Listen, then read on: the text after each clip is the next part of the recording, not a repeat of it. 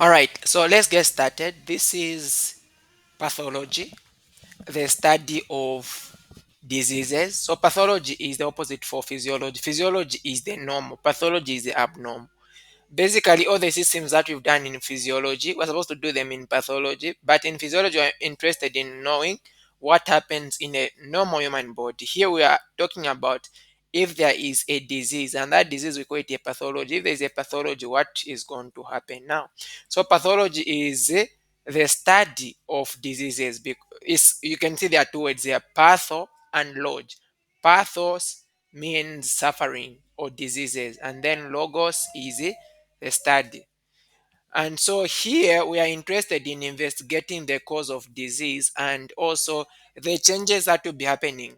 If a disease happens, there's going to be a change that will happen to the cells, to the tissue, to the organ, and then to the entire organism. So we want to see what are the changes happening, starting from the cellular level until you see the physical problem, right?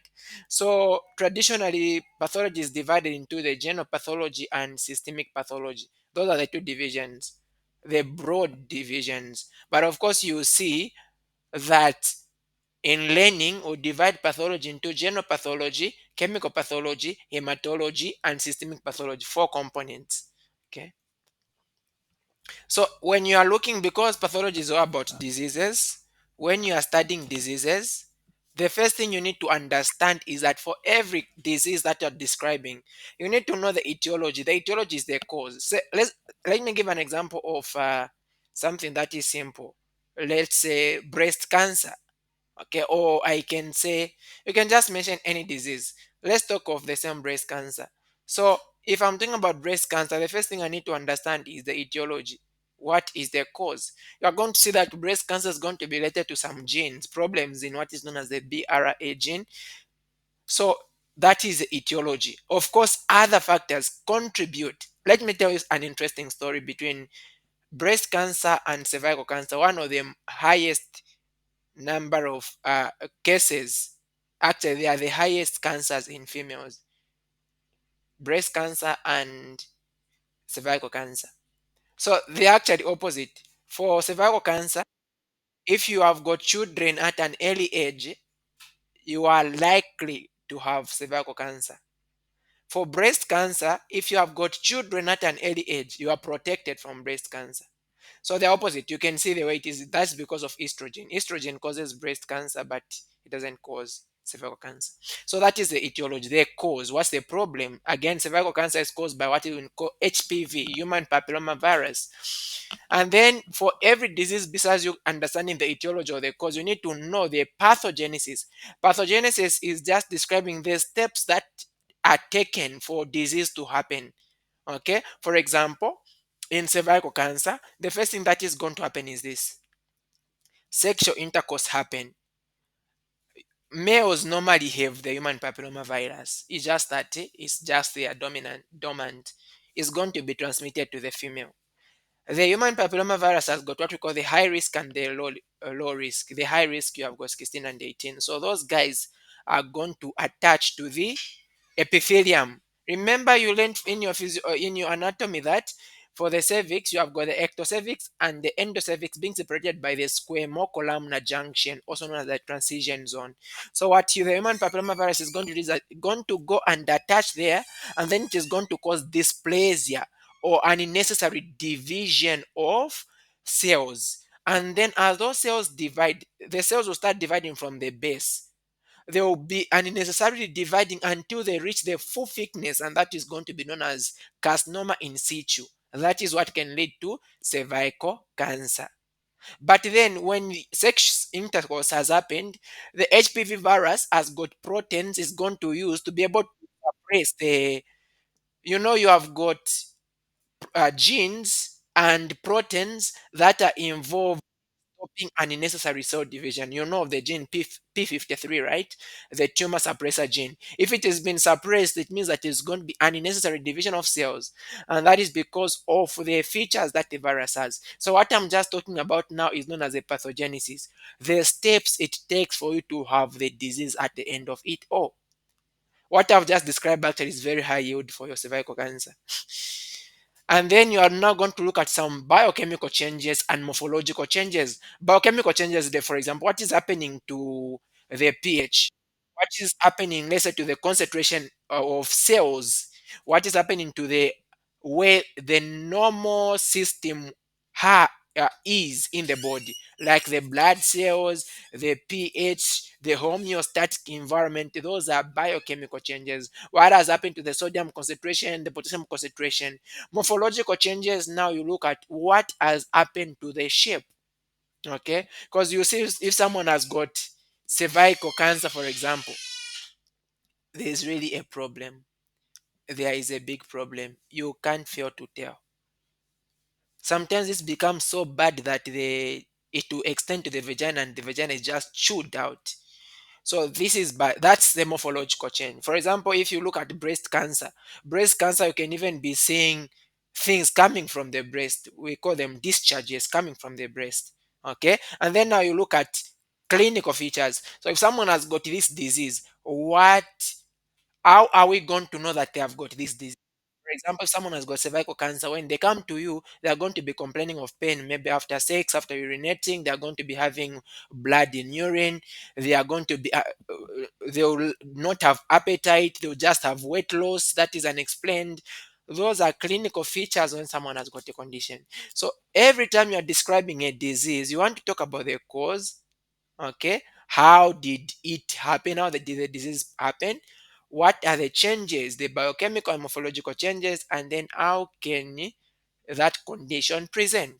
So that those are known as the aspects of disease. Now, another important thing you need to understand in this topic is what we call cellular response. See, this is a normal cell. Your cell is properly sitting in the sun, it is enjoying the sunlight, and then some change, a stress happens. You stress the cell. So, what happens if you stress a cell?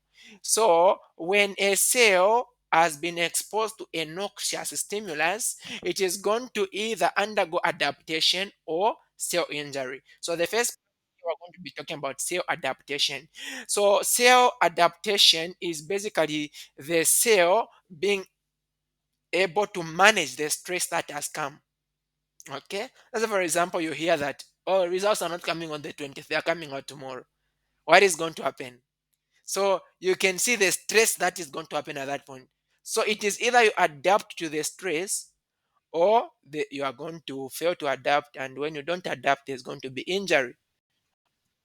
Drink both, they bash you, right? You are gone home.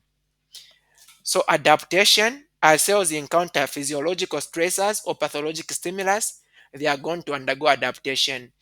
And adaptation is them achieving a new state. That state that they're achieving is so that it can help them to be able to manage the circumstance at which they are. Let's say, for example, this is something that you learned in physiology.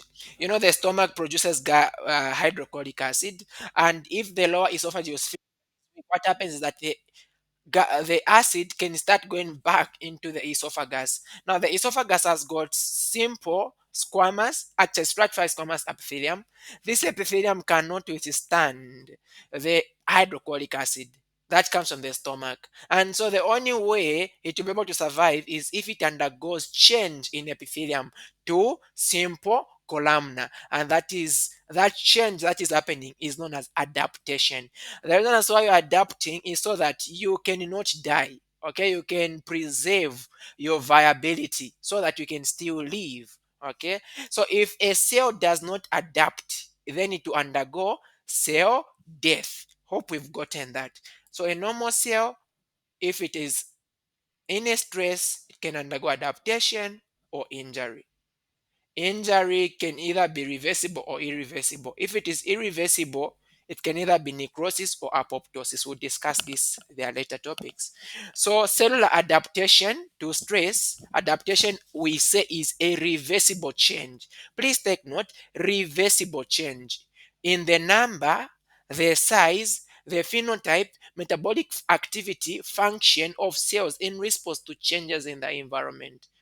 Some cells will be changing in size, others will be changing in number, others is phenotype when there is a stress. Now, these changes that can happen, these adaptations that can happen can either be pathological or physiological. Yes, please. Is that a question?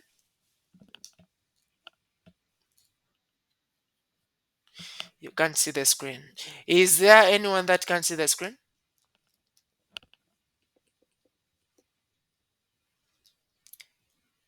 Is okay, is there anyone who can see the screen?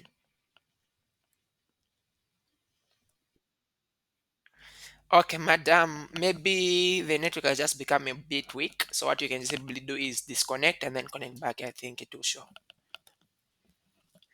Okay. So we are saying that adaptation, the way adaptation can happen is it can be physiological or pathological. Physiology is normal, right? Pathology is abnormal. So meaning that cells can change in size, in shape, in phenotype, in metabolic activity, or in function physiologically or pathologically. Physiology, for example, this is a cell changing because of, let's say, hormonal influences or endogenous chemical mediators causing the change. For example, when you reach puberty as a female, the breasts start to develop strongly, right? They start to develop. That change that is happening, there's increase in number of cells and the size. It's not a disease. That's supposed to be the normal, right?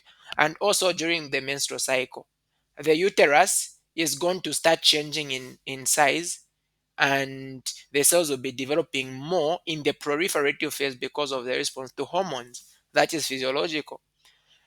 Adaptations can also be pathological, meaning that cells are adapting because there's a problem, and pathological changes, we can divide them into hypertrophy, hyperplasia, atrophy, and metaplasia. So we're supposed to understand these terms: hypertrophy, hyperplasia, atrophy, metaplasia. So starting with hypertrophy. Hypertrophy is the increase in the size. Please, not number, but size, right? To hypertrophy. Let's say, for example, someone is going to the gym lifting weights. There's going to be an increase in the size of the cells. And when there's increase in the size of the cell, the entire organism can as well also increase in size. And what happens is that hyperplasia is the opposite. Hyperplasia is the increase in number, not size. So these two can actually happen at the same time. Hypertrophy can be either pathological or physiological. Okay. Why can cells increase in size? Maybe because there is increased demand. There's an increased demand. Someone who is gymming and someone who is just seated down are going to have a different way in which they need, let's say, their diet is going to be different. And the reason as to why the diet is different is maybe because the calories they need, the energy they need is different, because this one the muscles are developing more. So there's increase in functional demand, or maybe some growth factors have been produced, so you need to change a bit in the way that your cells have to change in size because you need to grow, or maybe because of hormones. Okay, so physiological hypertrophy can be due to hormonal stimulation. For example, I talked about the uterus, which hypertrophies in the proliferative phase, right, of the menstrual cycle. And then pathological hypertrophy, if you have got a stressor and it's chronic. Remember, chronic is something that has been there for long. For example, when the think of someone that has got a lung disease. Someone has got a lung disease. What is going to happen is this: blood from the right side of the heart goes to the lungs, right?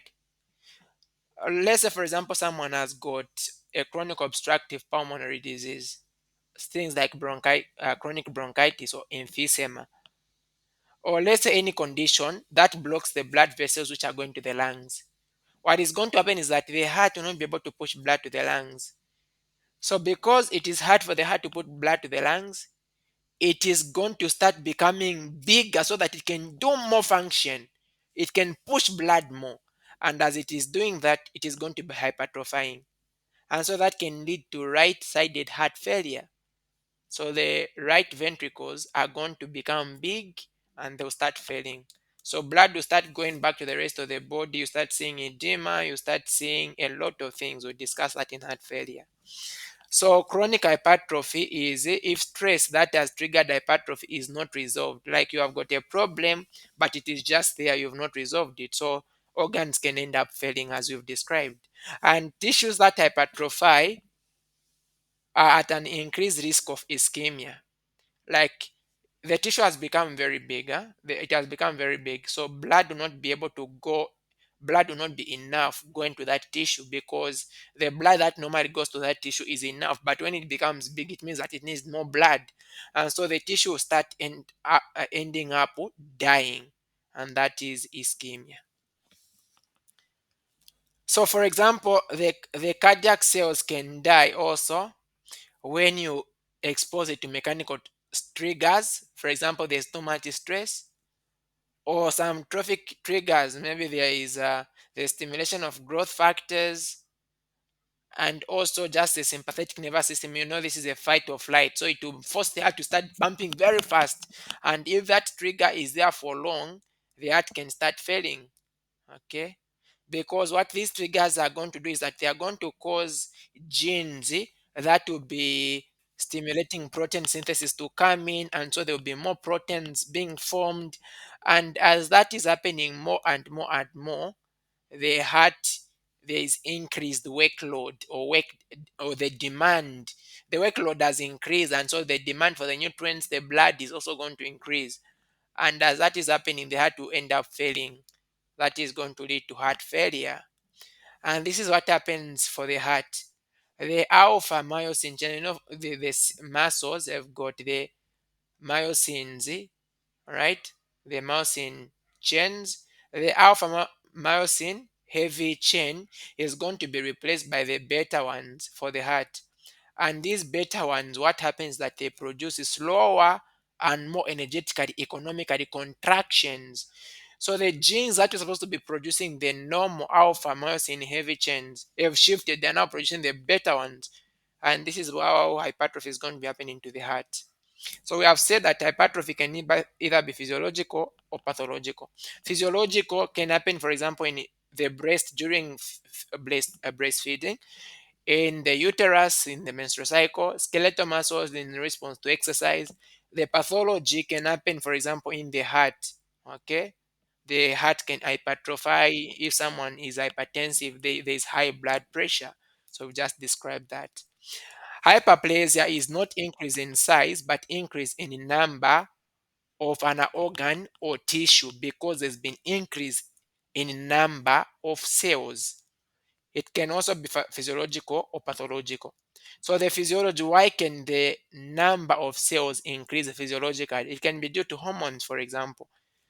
Let's say, for example, the glands in our body, the female breasts, the cells can also get to increase in number during pregnancy, because you are trying to support what you have because of hormonal stimulation. And it can as well be a way of compensation. For example, when you get a liver, you cut out a part of the liver, that is a liver resection. What should happen is that that part that you've cut off should actually grow back. And so what is going to happen? The cells are supposed to start growing in number. So that is compensation of what has been removed. And then pathological, maybe there's too much excess hormone, okay? Or maybe there's too much growth factor. So if there are too much growth factors, this can cause problems. For example, in man, you are going to, in humans, you can see warts, genital warts, because of the papilloma virus. This is HPV, the same guy that causes cervical cancer. You should take a picture of what you see. It's not even interesting, it's bad. That is because of excess stimulation. That has come because of the virus. And also, excess hormones can lead to the problem. For example, if there's an increase in estrogen secretion, estrogen is what will cause the proliferation of the endometrium. So, if it is too much, it can cause excess proliferation. And this can actually go into a cancer, because when cells start dividing abnormally, that is dysplasia. The normal division supposed to, the cells are just supposed to multiply, right? Increase in number or size. But if they start now doing it uncontrollably, and then you're having cells of different sizes, different shapes, that is now dysplasia, and it is pre-malignant. It can lead to a cancer. So we are saying hyperplasia can be pathological or physiological. Physiology can be hormonal proliferation, for example, during pregnancy, or compensation, for example, in the liver. Pathologic, it can be caused by abnormal or excess hormonal stimulation, for example, excess estrogen, right? And this pathologic stimulation can sometimes lead to a cancer. And then we have got metaplasia. Metaplasia is a reversible change in which one type of adult cell is replaced by another type. Please take note, metaplasia is adult cell, one type of adult cell being replaced by another type of adult cell. And actually, vitamin A is important for the formation of epithelium. So if you don't have vitamin A, this can also be a problem here. But please take note that metaplasia doesn't mean that you are going to have a cancer later on. No. For example, someone that smokes, what will happen is that the bronchioles, the epithelium is going to change from pseudostratified ciliated columnar to squamous epithelium, and that is because you're trying to protect the bronchioles. And then for someone that has got chronic cervicitis, the endocervix. Remember the cervix, you have got the endo and ecto. The ecto is the one that is in the vagina. The endo is the one that is on the side that is going to the uterus. So in chronic cervicitis, inflammation of the cervix, epithelium can change from columnar to squamous epithelium, the epithelium of the vagina. And then in Barrett esophagus, when someone has got gastroesophageal reflux disease, epithelium, as we said, can change from the simple squamous, stratified squamous epithelium to the gastric or intestinal epithelium, which is what? Simple columnar. So these are some conditions in which metaplasia can happen. And then the other one is known as atrophy, which is also a type of adaptation, which is pathologic. Atrophy. To atrophy is to become small. So atrophy is the shrinkage of a cell. Okay. It may or may not include shrinkage of the entire organ. So some cells can shrink, but the organ still remains normal. Or cells can shrink and the organ also ends up shrinking. And here you need to take note that cells are smaller than normal but are still viable. They can still survive, they can still carry out their normal function. And these cells that have atrophied, the cells have become small, but they do not normally undergo cell death. Apoptosis or necrosis, we call these as cell death. Okay, we also have what we call autophagy. Autophagy is cell eating. Is where the cells that have been starved of lesser nutrients or starved of the necessary things that they need for survival start eating up themselves. That is autophagy. Auto means self, isn't it? So again, atrophy can either be physiological or pathological. And here I've put autotrophy. Autotrophy is you getting just to eat yourself, as we said, right?